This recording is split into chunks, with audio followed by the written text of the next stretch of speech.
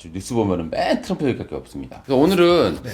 많은 분들이 좀 그 미국 대선 돼서 좀 궁금해하시는 분들이 많을 것 같아서 그 부분도 한번 얘기를 해보려고요. 그렇죠. 주식하시는 분한테는 신경 쓰이는 뉴스죠. 네. 특히 올해는 더더욱 더 그렇습니다. 아주 리스크가 큰 부분이 있기 때문에 미국뿐만 아니라 우리도 그렇고 굉장히 중요한 순간 많죠.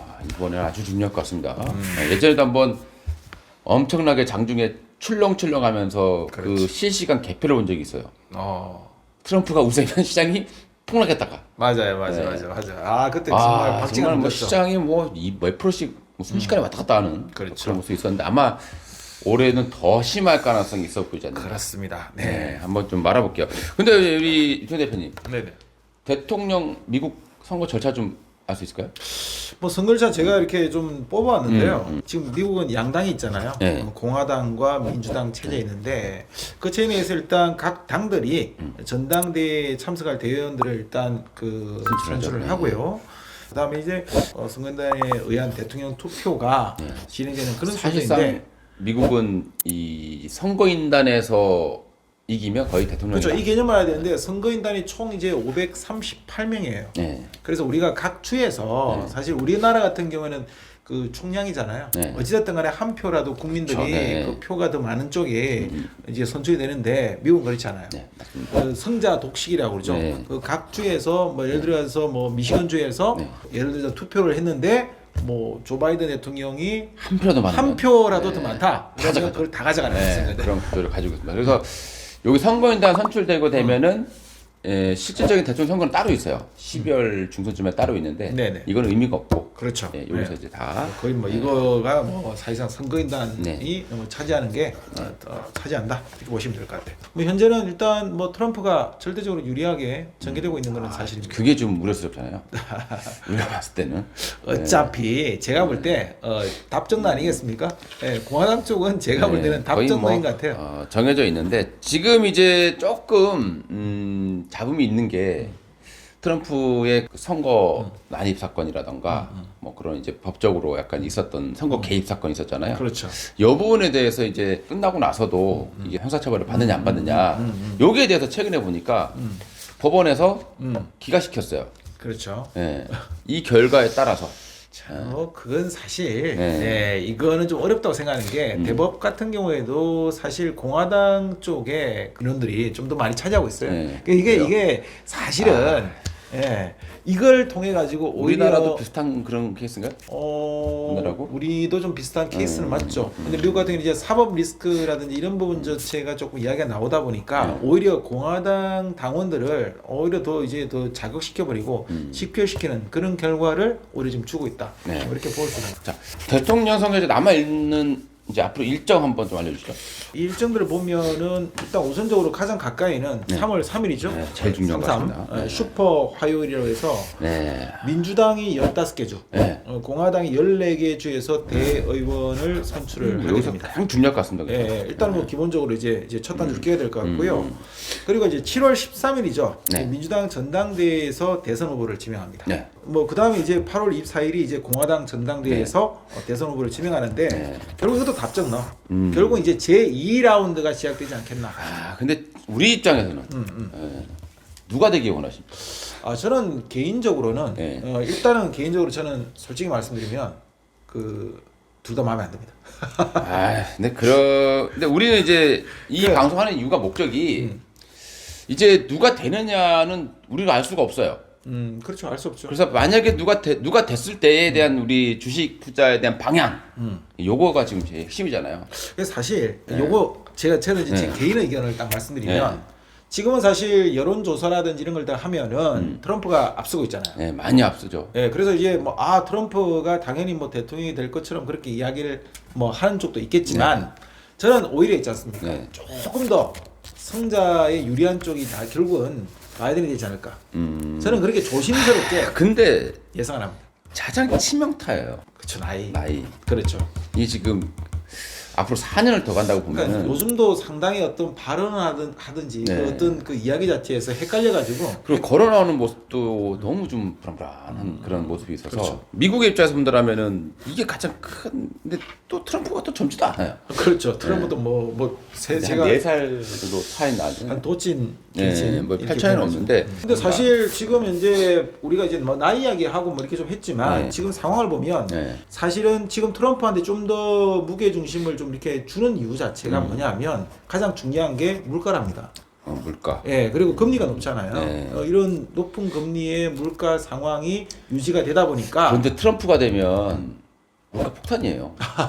죄다 간세입니다. 그러니까 이제 지금 상황 자체가 이런 상황이다 보니까 사실 지금 현재 금리가 고금리잖아요. 네. 최근에 미국의 CPI도 좀 예상보다 높게 나오고 그렇습니다. 이러면서 좀 시장이 출렁거리기도 했는데 지금 이제 뭐 재무적 차원이라든지 국채 발행이라든가 이제 이런 부분들도 나름대로 조절을 좀 하고 있고 금리도 오히려 지금보다는 오히려 하반기 쪽. 그러니까 올해 선거 이제 막판 왔을 때 6월. 예. 왜 제가 그 말씀드리냐면 실제 이 선거의 가장 피크가 되는 것이 9월 첫째 주. 그렇죠. 9월 첫째 주 월요일. 그게 이제 미국 노동절이에요. 네. 그 노동절 연휴 지나고 나서부터 그 2달 동안이 그야말로 슈퍼 위크. 그게 진행이 됩니다. 그 2달 동안이 선거 전의 모든 부분들이 종료가 되기 때문에 금리가 한 6월 정도 인하되고 계속해서 좀 다운 시키면서 그러면 좀 분위기 지지도를 자체가 인정하겠다. 바뀐다라고 생각되고요. 그 나이를 이기면서. 그럼요. 네. 뭐 아무튼 자 그러면 바이든이 만약에 그대로 유지된다라고 하면 우리 어디 투자해야 됩니까? 이게 고민이 많이 되는데 저는 사실은 바이든 대통령이 된다라고 하면 물론 친환경 네. 이건 뭐 빼뜨릴 수 없겠죠. 그렇죠. 예. 아무래도 최근에 많이 빠졌기 때문에. 그렇죠, 그렇죠. 뭐 이런 부분들이 다시 한번 더 부활될 수 있다고 좀 보여지고 있고요. 그리고 저는 무엇보다도 일단 바이든이 그동안 해왔던 정책적인 부분에서 큰 변화는 없지 않습니까? 네, 맞아요. 뭐 그대로 쭉 가면 될 것 같아요. 그대로 쭉 가니까 최근에 많이 빠졌던 게 이제 그 바이든 이제 임기가 끝나다 보니까 태양광이라든가 그렇죠. 신재생이 급락을 많이 했고 전기차도 지금 사실상 뭐 전기차 안 판매가 좀 저조한 것도 있지만은 제일 리스크가 크잖아요. 그렇죠. 만약에 트럼프가 되면 이거 진짜 낙도가 오래야 된다. 머리 아프죠. 예, 그래서 지금 오히려 매수가 쉽게 못 들어오는 상황도 있거든요. 그렇죠. 아마 바이든이 그대로 간다라면 전기차나 이쪽 신재생을 많이 빠졌기 때문에 그렇죠. 예, 제일 우선적으로 봐야 돼요. 맞습니다. 예, 상황을 볼 때 뭐 일단 이건 뭐 기본적으로 어떤 그 심적 요인도 굉장히 크게 작용할 것 같아요. 자, 그럼 트럼프가 이겼을 때 좀 피해야 되겠다. 예, 이게 수혜주는 별로 없어요 보니까. 네. 이건 참 머리 아프죠. 예, 아주 폭탄입니다. 예. 반도체나 특히 2차 전지 쪽은 이건 가장 좀 치명타일 것 같아요. 치명타죠. 예, 물론 전면 폐지는 어렵겠지만은 아마 보조금을 축소할 시도를 할 가능성이 높다. 근데 이게 트럼프가 막상 지금은 그렇게 이야기를 하고 있지만 실제 트럼프가 당선이 된다 하더라도 저는 이런 2차 전지라든지 이런 쪽에 전기차 쪽에서 트럼프가 지금 생각했던 만큼의 그런 고관세를 때리기가 어려운 게 지금 현재 시점에서 그 이 IRA 네. 이 그래도 의회 승인도 플랫폼에서 받아야 되고. 여기서 오히려 굉장히 세금 감면한 이 혜택을 가장 많이 받고 있는 지역 쪽이 공화당이 지지하고 있는 그쪽 지역이에요. 그러니까 이것도 사실 텍사스. 어려운 거예요. 예, 상당히 어렵습니다. 그래도 아마도 제가 볼 때는 분명히 폐지까지는 못한더라도 뭐 엄청난 변동을 좀 일으킬 가능성이 있어. 그럼 저는 이렇게 질문 한번 해보고 싶어요. 그러면 바이든이 됐던 트럼프가 됐던 우리가 여기서 교집합을 한번 찾아봐야 되겠다. 저는 그 말씀 드리고 싶은데 교집합 여기서 누가 되든지 간에 이건 반드시 이쪽 섹터는 어쩔 수 없이 간다. 수혜를 받을 수밖에 없다. 너무 상반돼요. 저는 공통점을 찾기가 좀 어려운 것 같습니다. 저는 하나 딱 찾았어요. 반도체? 예. 근데 반도체 같은 경우에도 트럼프는 계속해서 자국에 대한 어떤 그런 이득을 강조하고 있는 상황이라서. 근데 이게 어려운 게 뭐냐면 사실 전기차는 어느 정도 돼요. 현재 상황 자체가 그게 분리가 되는데 문제는 뭐냐면 반도체는 그렇지 못하죠.